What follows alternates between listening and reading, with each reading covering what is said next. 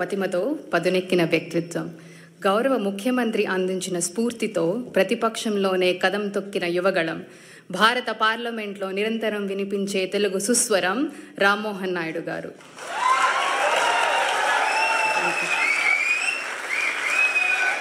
యువకత్వం, నవీనత్వం, మేధోపరత్వం కలగలిసిన జలపాతపు హోరు రామ్మోహన్ నాయుడు అనే పేరు. స్వచ్ఛమైన పరివర్తన తీరు, సహజ నాయకత్వ పటిమల మేలు కలయిక రామ్మోహన్ నాయుడు గారు.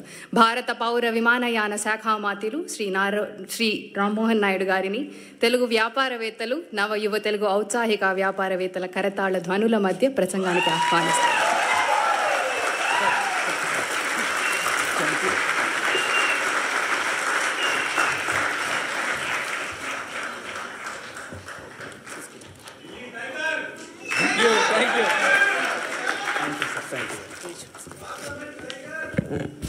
అందరికీ నమస్కారం. యూరోపియన్ తెలుగు డయాస్పోరా ప్రోగ్రాంకి ప్రతి ఒక్కరికి కూడా స్వాగతం. వేదికను అలంకరించిన మన అందరి అభిమాన నాయకుడు, నవ్యాంధ్రప్రదేశ్ నిర్మాత, తెలుగు వారందరికీ కూడా ప్రపంచంలో ఎక్కడ ఉన్న కేర్ ఆఫ్ అడ్రస్. రియల్ లైఫ్లో మనం అందరం సూపర్ స్టార్స్ చూసాం, కానీ రియల్ లైఫ్లో మనకు అందరికీ కూడా సూపర్ స్టార్ అయినటువంటి మనకి ఆర్కిటెక్ట్, మనకి విజనరీ, అలాగే మనకి బిల్డర్ మన ముఖ్యమంత్రి వర్యులు నారా చంద్రబాబు నాయుడు గారికి, అలాగే యువగల రథసారథి, నేటి యువతరానికి స్ఫూర్తినిస్తూ ఆయన గురించి ఎన్నో మాటలు మనం అందరం విన్నాం, రేపు భవిష్యత్తులో కూడా వింటాం. అన్నిటికంటే ఆయన తాలూకా వ్యక్తిత్వం ఒక్క మాటలో చెప్పాలనంటే, ఆయన మంగళగిరిలో ఓడిపోయిన తర్వాత ఎంతోమంది ఎన్నో సలహాలు ఇచ్చారు. మీరు ఎక్కడైనా కొంచెం సామాన్యమైన తెలుగుదేశం పార్టీకి అనుకూలంగా ఉండే కాన్స్టిట్యున్సీ తీసుకోండి, ఒకే ఒక్క మాట చెప్పాడు, ఎక్కడ ఓడిపోయాను అక్కడే గెలిచి చూపిస్తారు, ఎన్నిసార్లు అయినా సరే ఇక్కడే పోటీ చేస్తాను. అలాంటిది ఈరోజు పోటీ చేసి రాష్ట్రంలోనే అత్యధికమైనటువంటి మెజారిటీతో ఈరోజు గెలుపు సాధించినటువంటి మన యువ నాయకుడు నారా లోకేష్ గారు, అలాగే మంత్రివర్యులు, మరొక డైనమిక్ మినిస్టర్, మన అందరికీ కూడా ఎంతో స్ఫూర్తినిచ్చే విధంగా ఇండస్ట్రీస్ని, ఇన్వెస్ట్మెంట్స్ని ఈరోజు ముందుకు నడిపిస్తున్నటువంటి టీజీ భరత్ గారు, ఈ కార్యక్రమంలో పార్టిసిపేట్ చేస్తున్నటువంటి ఎన్ఆర్ఐ తెలుగు కమ్యూనిటీ ప్రతి ఒక్కరికి, కేవలం స్విట్జర్లాండ్ జ్యూరికే కాకుండా యూరోప్ నలుమూలల నుంచి కూడా మన అభిమాన నాయకుడు ఇక్కడికి వస్తున్నారనంటే మనం స్వాగతం పలకాలి, ఆయనకి కలవాలని నలుమూలల నుంచి వచ్చేసినటువంటి ప్రతి ఒక్కరికి మరొక్కసారి మనస్ఫూర్తిగా నా హృదయపూర్వకమైనటువంటి నమస్కారాలు తెలియజేసుకుంటున్నాను.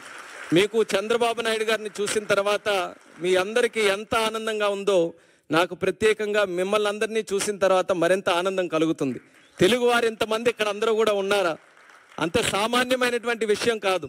మన సొంత రాష్ట్రాన్ని వదిలేసి మనకి ఎన్నో కష్టాలను ఎదుర్కొని, కుటుంబాన్ని దూరం పెట్టుకొని అక్కడికి వెళ్ళిన తర్వాత భాష తెలియకపోయినా, వాతావరణం పడకపోయినా, మరి ఎన్నో కష్టాలు అనుభవించి ఈరోజు మీకంటూ ఒక ప్రత్యేకమైనటువంటి స్థానం, ఒక గౌరవం, ఒక భవిష్యత్తు సంపాదించుకున్నారనంటే నిజంగా మీ అందరి ఆ యొక్క కెపాసిటీకి, కేపబిలిటీ, కమిట్మెంట్ కూడా మరొకసారి ఈ వేదిక ద్వారా మన తెలుగు కమ్యూనిటీ అందరూ కూడా ఇది సాధించుకొని ఇక్కడ ఉంటున్నటువంటి ప్రతి ఒక్కరికి నా తాలూకా అభినందనలు మిమ్మల్ని అందరినీ కూడా చూసి తెలియజేసుకుంటున్నాను.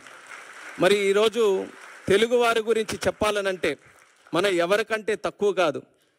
ఆవకాయ అయినా, ఐటీ అయినా, గోదావరి అయినా, గ్లోబలైజేషన్ అయినా, అలాగే గోంగూర అయినా, ఆంటర్ప్రినర్ అయినా తెలుగువారు సాధించలేనిది ఏది కూడా లేదు. అదే చంద్రబాబు నాయుడు గారు కూడా ఎప్పుడు కూడా మాట్లాడుతూ ఉంటారు. అది నిరూపించారు కూడా. ప్రపంచంలో ఎక్కడికి వెళ్ళినా సరే తెలుగువారు, భారతీయులు ఎలాగో కనబడతారో ఆ భారతీయుల్లో ఖచ్చితంగా తెలుగువారు ఉంటారు. ఎందుకనంటే వాళ్ళందరికీ కూడా కలుపుకొని వెళ్ళేటటువంటి తత్వం ఉంది, కష్టపడే తత్వం ఉంది, లాయల్టీ ఒకటి ఉంటుంది, అలాగే ఇన్నోవేటివ్నెస్, ఆంటర్ప్రినోరియల్ స్కిల్స్ అన్నీ కూడా ఉంటాయి. కాబట్టి ఎక్కడ ఏ ఛాలెంజ్ వచ్చినా సరే ఆ ఛాలెంజ్ని వెతుక్కుంటూ అది ఒక అవకాశంగా మార్చుకొని ముందుకు వచ్చేటటువంటిది మన తెలుగు కమ్యూనిటీ. అటువంటి కమ్యూనిటీ ఈరోజు ఒక విషయం చెప్పాలనంటే, ఎన్డీఏ ప్రభుత్వం మనం ఆంధ్రప్రదేశ్ రాష్ట్రంలో చూసాం, 5 సంవత్సరాలు కూడా ఎన్నో కష్టాలు మనం అనుభవిస్తే ఒక రకంగా తెలుగు వారందరూ కూడా రెస్పాన్సిబిలిటీ తీసుకున్నారు. మనం కానీ ఈరోజు రియాక్ట్ అవ్వకపోతే రేపు నష్టపోయేది ఏదో ఒక తెలుగుదేశం పార్టీనో లేకపోతే ఒక రాజకీయ నాయకులో, కొంతమంది వ్యక్తులో కాదు, యావత్ తెలుగు జాతి అందరం కూడా నష్టపోతామని ఆ రెస్పాన్సిబిలిటీ అందరూ కూడా తీసుకొని ఈరోజు ఒక పెద్ద మెజారిటీతో ఎప్పుడు ఊహించలేనటువంటి మెజారిటీతో సుమారు 93% స్ట్రైక్ రేట్తో ఒక రాష్ట్ర ప్రభుత్వం వచ్చిందనంటే అది ఫస్ట్ ఆఫ్ ఇట్స్ కైండ్ మన ఆంధ్రప్రదేశ్ రాష్ట్రంలో వచ్చింది. దానికి కారణం మీరందరూ కూడా ఆంధ్రప్రదేశ్ రాష్ట్రంలో ఉండి ఆ రోజు ఓటు వేసినటువంటి వాళ్ళు ఎంత రెస్పాన్సిబిలిటీ ఫీల్ అయ్యి ఆ రోజు కార్యక్రమంలో పాల్గొన్నారో ఎన్ఆర్ఐస్గా ఉన్నటువంటి వ్యక్తులు కూడా చూసాం. ఎన్నో మల్టిపుల్ ప్లాట్ఫామ్స్లో వాళ్ళు ప్రత్యేకంగా రాష్ట్రం వచ్చినప్పుడు కానీ సోషల్ మీడియా ద్వారా కానీ ఫోన్ల ద్వారా కానీ లేకపోతే వాళ్ళ కంట్రీలో ఉన్నప్పుడు వాళ్ళు అనేక కార్యక్రమాలు చేసి కానీ వాళ్ళందరూ కూడా రెస్పాన్సిబిలిటీ ఫీల్ అయ్యి మీరందరూ కూడా అందులో పార్టిసిపేటివ్గా ఆ ఎలక్షన్స్లో పాల్గొన్నారు కాబట్టే హిస్టారిక్ మెజారిటీ మన రాష్ట్రంలో చూసాం. ఆ మెజారిటీ ఎలాంటిదంటే కేవలం రాష్ట్రంలోనే హిస్టారిక్ కాదు, దేశంలో కూడా ఒక పలంగా మళ్ళీ ఎన్డీఏ ప్రభుత్వం ఈరోజు ఏర్పడిందనంటే అది తెలుగు వారి పవర్తోనే అనేది మనం అందరం గుర్తుపెట్టుకోవాలి. అలాంటి ఎక్స్ట్రాడినరీ విక్టరీ మీరందరూ కూడా కల్పించారు. అది ఎందుకు చెప్తున్నానంటే మళ్ళీ మనం ఆ రోజులు గుర్తుపెట్టుకోవాలి. ఏం జరుగుతుందా అని భయపడుతున్నటువంటి రోజుల్లో ఒక కన్ఫ్యూజ్డ్ స్టేట్లో అందరం కూడా ఉన్నప్పుడు ఏమీ తెలియనటువంటిది అసలు భవిష్యత్తు ఎలాగుంటుందో ఒక కన్ఫ్యూజన్ ఉన్నప్పుడు కూడా అందరూ కూడా కలిసి కట్టుగా మీరందరూ కూడా కలిసి ఒక పని చేస్తే దాని రిజల్ట్ ఎలాగుందో మీరందరూ కూడా చూశారు కదా జూన్ 4వ తేదీన. అది మన అందరికీ కూడా స్ఫూర్తి. రేపు కూడా మనం ఏదైనా ఒక లక్ష్యం మనం సాధించాలనంటే మనం చేయాల్సిందంతా అందరం కూడా ఐకమత్యంగా కలిసికట్టుగా లక్ష్యం వైపు చేస్తే అది ఎంత పెద్ద కష్టమైనటువంటి పని అయినా సరే అది ఖచ్చితంగా సాధించగలమనేది మొన్న జరిగినటువంటి ఎలక్షన్స్ ఆ రిజల్టే మనందరికీ కూడా ఒక ఇన్స్పిరేషన్ అనేది కూడా ఈ సందర్భంగా తెలియజేస్తున్నాను. ఆ ఎలక్షన్స్లో ఏ రకంగా మీరు అందరూ కూడా పార్టిసిపేట్ చేసి ఈరోజు ఇంత చక్కగా ఒక ప్రభుత్వాన్ని ఏర్పాటు చేయడానికి మీరు అందరూ కూడా కృషి చేశారో this is the time that we give back to you, to give back to the whole Telugu community. ఆ ఉద్దేశంతోనే ఈరోజు దావోస్ వచ్చి సాధారణంగా ఏం చేయాలి, దావోస్ వచ్చిన తర్వాత ప్రపంచం నుంచి ఎవరెవరు వస్తున్నారో వాళ్ళందరికీ కూడా కలవాలి. కానీ చంద్రబాబు నాయుడు గారి ఉద్దేశం ఎక్కడికి వెళ్ళినా ముందు మన తెలుగు వాళ్ళతోనే శ్రీకారం చుట్టాలి, తెలుగు వాళ్ళతోనే కలవాలి. మనం ఈరోజు ఆంధ్రప్రదేశ్ రాష్ట్రాన్ని బ్రహ్మాండంగా వరల్డ్లోనే ఒక నెంబర్ 1గా తయారు చేయాలనంటే ప్రపంచంలో ఉన్న వ్యక్తులందరినీ కూడా తీసుకొని రావడమే కాదు, తెలుగు వాళ్ళలో కూడా ఆణిముత్యాలు ఎవరైతే ఉన్నారో వాళ్ళను కూడా మళ్ళీ ఇంక్లూడ్ చేసుకొని వాళ్ళను కూడా మళ్ళీ తీసుకొని రావాలని ఈరోజు బ్రహ్మాండంగా ఈ కార్యక్రమం కూడా పెట్టడం జరిగింది. Very inspirational program. ఇది ఖచ్చితంగా ఒక మంచి రిజల్ట్స్ భవిష్యత్తులో ఈల్డ్ చేస్తుంది అన్నటువంటి నమ్మకం ఉంది. మా నమ్మకం అంతా ఒక్కటే, the one and only man Chandrababu Naidu గారు. ఆ వ్యక్తి రాజకీయాలు ఎప్పుడు మొదలుపెట్టారో తెలుసా? 1978లో. 78లో ఆ లిస్టు తీసుకోండి. దేశంలో ఎంతమంది ఎమ్మెల్యేలుగా మొదలయ్యారు, ఎంతమంది ఎంపీలుగా మొదలయ్యారు, ఆ లిస్టు తీసుకుంటే వేలాది మంది ఉంటే అందులో బహుశా 1-2 ఉంటారేమో. అందులో ఒకరు ఈరోజు చంద్రబాబు నాయుడు గారు. అయితే వాళ్ళందరికీ కూడా వయసు అయిపోయింది, కానీ ఈయనకి మాత్రం వయసు అవ్వలేదు. నలుగురు యంగ్స్టర్స్ ఉన్నాయి ఈరోజు వేదిక మీద. అగ్రీ చేస్తారా లేదా? నలుగురు యంగ్స్టర్స్, అందరిలో కూడా విజన్లో యంగెస్ట్ ఎవరైనా ఉన్నారంటే చంద్రబాబు నాయుడు గారు. నేను ఎప్పుడు కూడా చెప్తుంటాను, మేము వయసులో యంగ్ కానీ ఆలోచనలో మాత్రం మాకంటే యంగ్. ఆయన స్పీడ్ పట్టుకోవాలంటే మాకు ఇప్పటికీ కూడా చేత కావట్లేదు.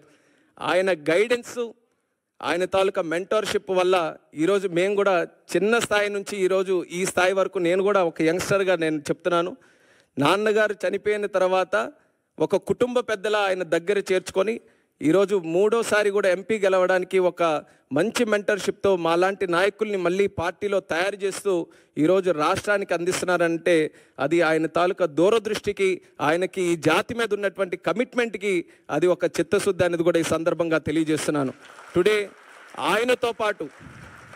ఆయనతో పాటు స్విట్జర్లాండ్ లాంటి దేశంలో ఆయనతో పాటు ఒక వేదిక పంచుకొని ఆయన ద్వారా పెరిగినటువంటి ఒక నాయకుడిగా భారతదేశంలోనే అతి చిన్న వయసులో ఉన్నటువంటి ఒక క్యాబినెట్ మినిస్టర్గా ఆయన పక్కన కూర్చున్నానంటే అది ఆయనకున్నటువంటి విజన్ అనేది కూడా ఈ సందర్భంగా తెలియజేస్తున్నాను. ఆ విజన్ ఈరోజు నేను ఏ రకంగా అయితే ఆయన నమ్మి ఆయన తాలూకు ఆలోచనలకు అనుగుణంగా ముందుకు నడిచానో మీ అందరికీ కూడా అదే తెలియజేసుకుంటున్నాను. ఆయన ఆలోచనలు కానీ మీరు స్వీకరించి ఆయన ఏ మాటలైతే మన కోసం చెప్తున్నారో అవి అంగీకరిస్తూ దాని వైపు మనం అడుగులు వేస్తే మీరు కూడా ఎక్స్ట్రాడినరీ రిజల్ట్స్ మీరు అందరూ కూడా మీ తాలూకా ప్రొఫెషన్లో మీ జీవితంలో ఖచ్చితంగా సాధిస్తారు.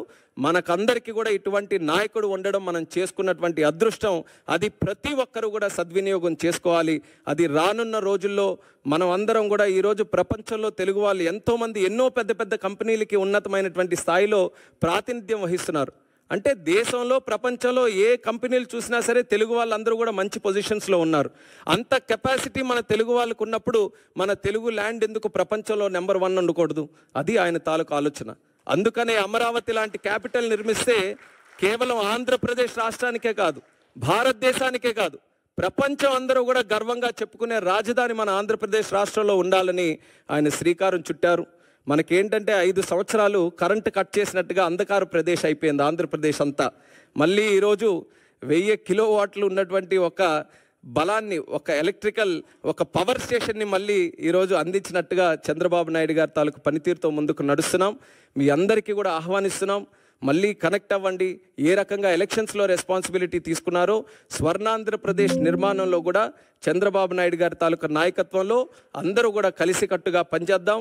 మీతో పాటు ఒక తెలుగు వ్యక్తిగా అందరం కూడా కలిసి తిరిగి మన జాతికి, మన ప్రాంతానికి, మన రాష్ట్రానికి మంచి చేసే విధంగా అందరం కూడా కాంట్రిబ్యూట్ చేద్దామని తెలియజేసుకుంటూ, సివిల్ ఏవియేషన్ మినిస్టర్గా ఉన్నాను కాబట్టి ఆ 2 విషయాలు చెప్పకపోతే మీరు కూడా మళ్ళీ నన్ను పట్టుకుంటారు. మీరందరూ కూడా దేశం అంతా తిరుగుతున్నారు, ప్రపంచం అంతా తిరుగుతున్నారు, మళ్ళీ మీకు కనెక్ట్ చేసే బాధ్యత నాదే. కాబట్టి ఈరోజు చాలామంది రిప్రజెంటేషన్స్ కూడా డెన్మార్క్ నుంచి, బెల్జియం నుంచి, బ్రసెల్స్ అవన్నీ కూడా చాలామంది రిప్రజెంటేషన్స్ ఉన్నాయి. డైరెక్ట్ ఫ్లైట్స్ కావాలని నేను తప్పకుండా దాని మీద ప్రత్యేకమైనటువంటి దృష్టి పెట్టి ముందుగా చంద్రబాబు నాయుడు గారి తాలూకా డైరెక్షన్లో మనకుండేటటువంటి ఎయిర్పోర్ట్స్, ఒక 7 బ్రహ్మాండమైన ఎయిర్పోర్ట్స్ మన రాష్ట్రంలో ఉంటే డొమెస్టిక్ కనెక్టివిటీ ఇంప్రూవ్ చేయడానికి లాస్ట్ 6-7 మంత్స్ కూడా కృషి చేసాం. బాగా పెరిగింది. ఒక ఎగ్జాంపుల్ నేను ఇవ్వాలంటే సార్ కూడా అదే చెప్పాం.